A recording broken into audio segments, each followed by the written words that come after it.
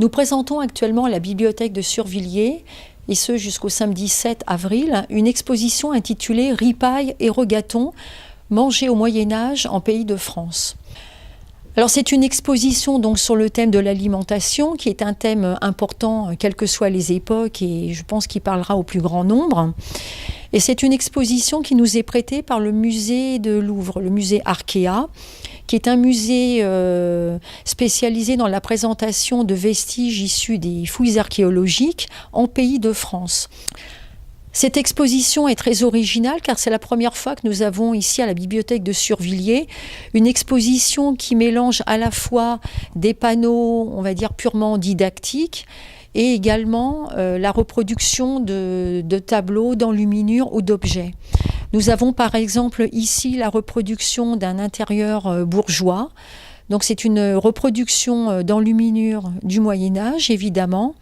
Et tout au long de l'exposition dans la bibliothèque, nous avons également des reproductions d'enluminures représentant des scènes de la vie quotidienne.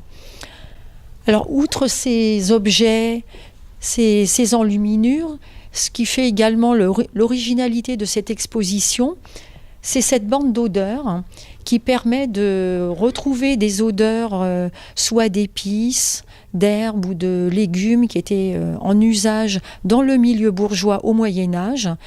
Donc ça, c'est une activité qui plaît beaucoup aux enfants. Ceux qui sont venus jusqu'à présent se sont bien amusés avec ça. Donc nous avons celle-ci qui se réfère au milieu bourgeois.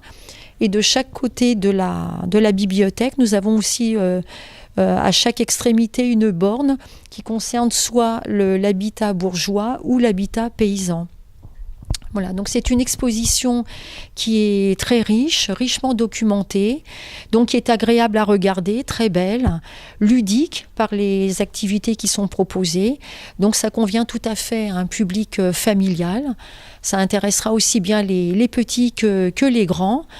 Donc nous espérons vous voir nombreux pour voir cette exposition qui est là, je le rappelle, jusqu'au 7 avril. Et elle est donc visible aux jours et heures d'ouverture habituelles de la bibliothèque.